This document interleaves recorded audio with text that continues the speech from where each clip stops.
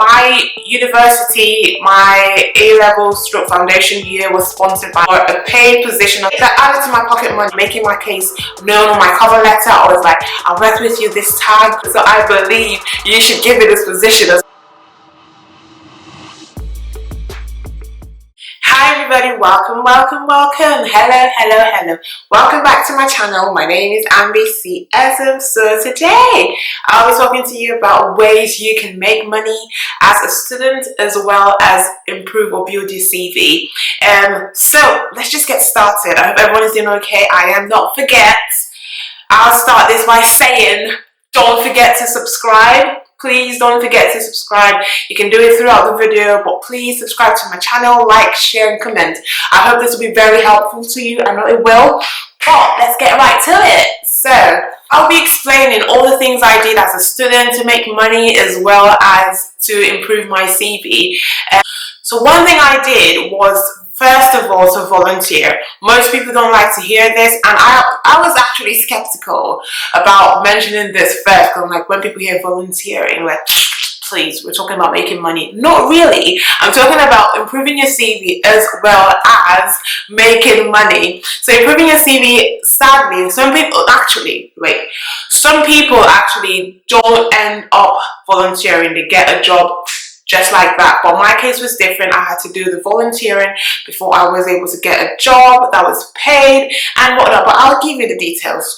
So I volunteered at a school during my first year of university. I volunteered for 10 weeks thereabout. So I paid my transportation. I was like a teacher's assistant. So it wasn't a long shift. It wasn't every day, so it could be one day off going to the school, being at the playground, attending the drama classes, and just watching over the kids and just chatting with them, reading them books and stories. And obviously, for you to be able to do that, you should be criminally certified, if that makes sense. So do your DBS check, which I did, and that was how I was able to get that job. I got it through my university. They came to advertise this position for loads of students that were interested in volunteering at the local school during that year. I signified my interest and I got that volunteering position.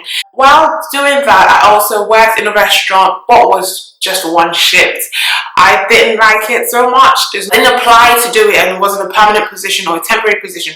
It was just a one-off. So a lady that we knew, so I say we because me and some of my friends back then, we knew from church on the restaurant, so we went to help her during a service that she had to do during a birthday. Was it a birthday? Was it a birthday or a birthday? Is it a birthday at the restaurant or a birthday dinner? One of them, but at the end of it, we got paid £50 and obviously had food. As students, we were hungry. We got food at the end of it as well as part of our pay. So that was partly volunteer, partly paid, partly hungerish sort of payment as well. Also for volunteering, I volunteered with Macmillan Cancer, which was sort of related to me being a pharmacist, but it wasn't really a job description related to pharmacy. But I included that in your CV. The thing with CV writing, you need to go into detail, but not too much detail. Once they see Macmillan Cancer volunteering, it's like, ooh, charity work, ooh, volunteering, ooh, Macmillan Cancer. So what I did was actually we're trying to raise funds, and so putting that in my CV obviously helps boost it a bit because we're raising funds. We did a concert trying to raise funds for Macmillan Cancer.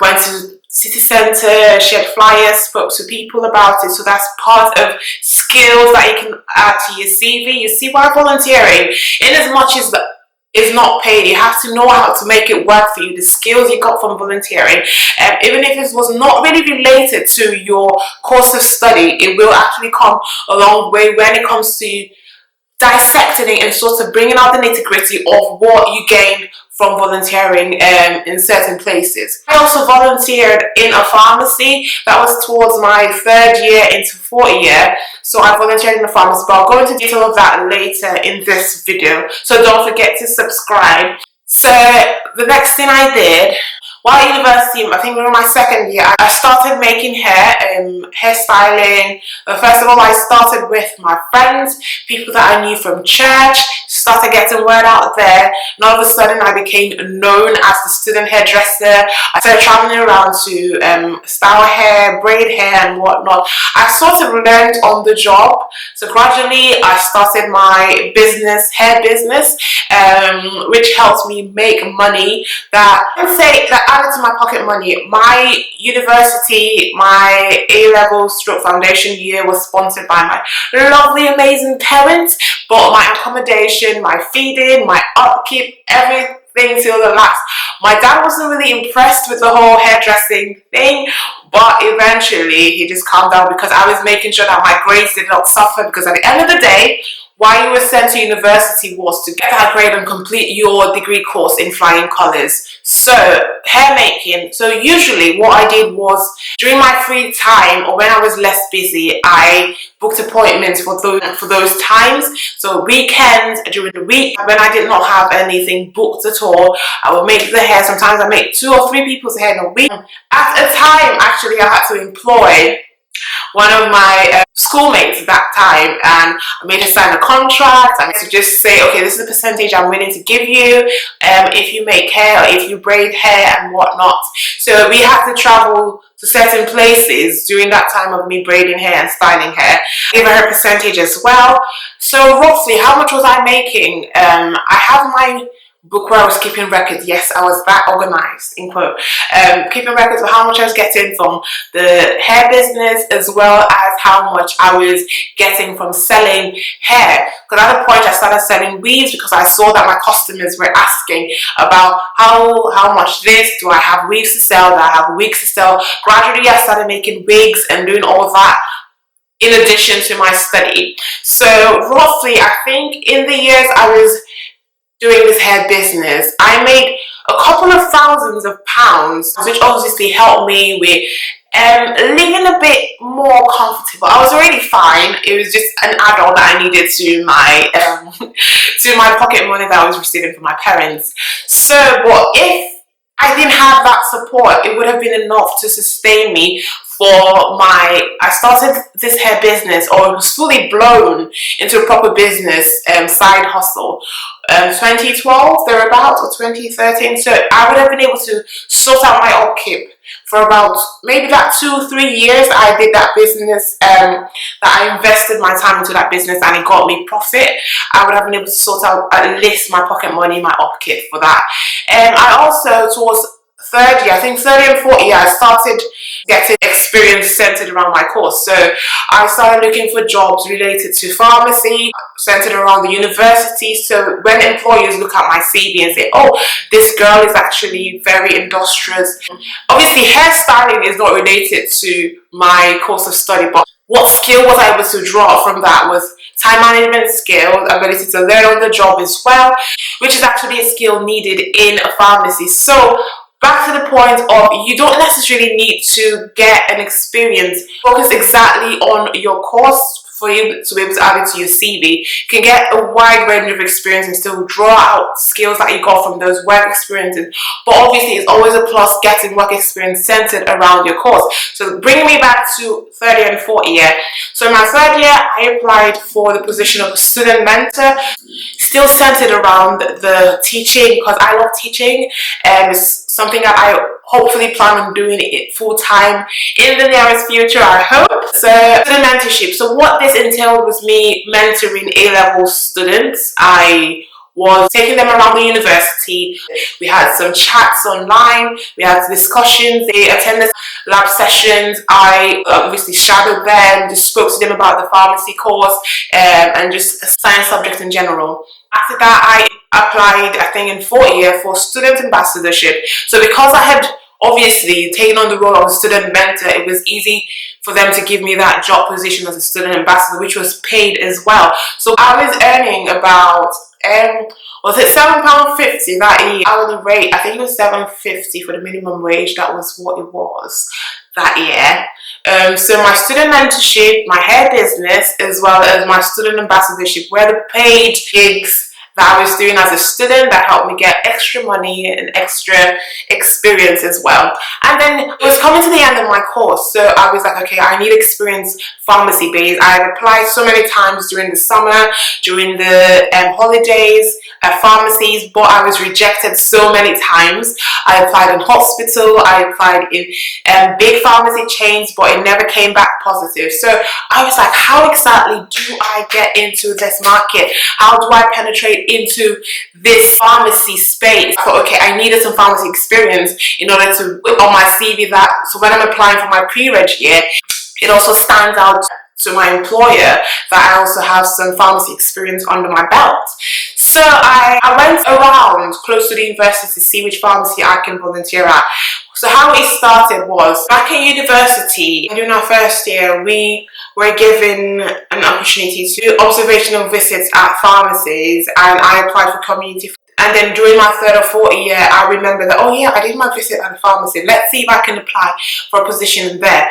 But I decided to go for volunteering first. These people might trust me more if I say, okay, I'm willing to give my time for free and just go into this pharmacy and volunteer my time. So I did that every other day that I was sort of less busy at university, and since it was related to my course, it was easy to navigate through as well. Because starting pharmacy, I did not have any sort of experience in pharmacy at all. Most people that time in my university had sort of experience because they had worked partly in a pharmacy. They knew certain things about pharmacy, but I didn't. So I went to this pharmacy, asked the owner or the pharmacist, the store-based pharmacist at the time, if I could volunteer. And I was a student, pharmacy student, and I was really, really eager to work and have experience. So he mentioned it to the area manager, and long story short, I got the position. Hopefully I'll do a decent video just for my pharmacy people about it. And then I got the position as volunteering, and then the Saturday girl had to leave, and there was an opening for me to apply for a paid position. So once you volunteer, you do not know what position would open up to you. Obviously at first it feels really daunting, especially if there's no one supporting you. It can be like, okay, why would I be volunteering my time? I can hardly look after myself. I hardly have time for anything. And if I should give my time to any workplace, they should pay me, which is a very, very, very good point. But me, like I said, on my own case, I had support from my family, and so I could afford to volunteer as many times as possible, and that also added to my CV. If you can volunteer at least once or twice, it puts a good look to your CV when you want to apply for jobs.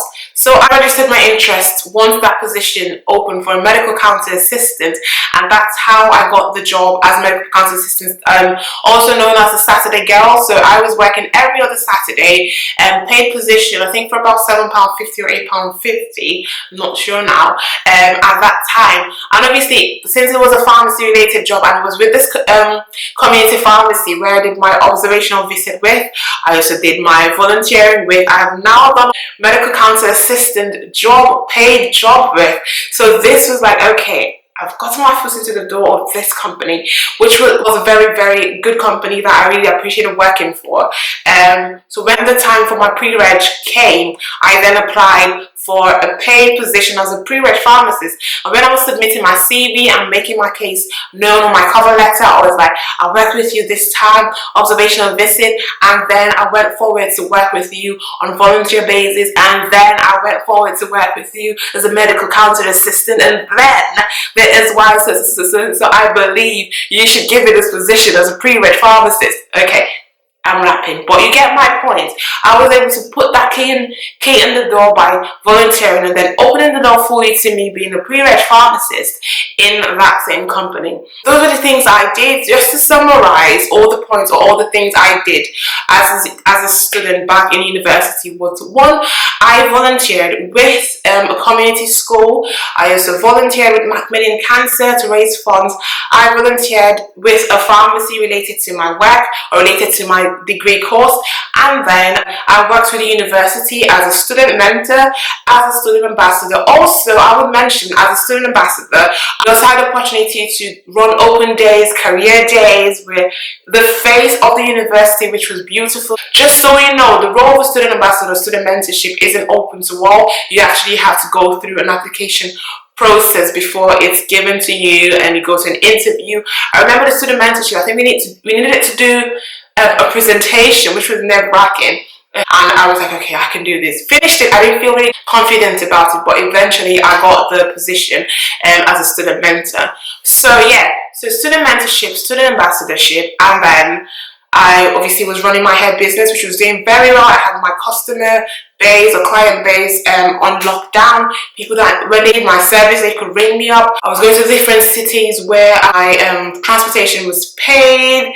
And eventually I got the medical council assistant paid position, and then after university I focused more on my pharmacy, and then I got my pre-reg position in the same pharmacy where I volunteered with, and also did my visit with at university, and also did my medical council assistant job with.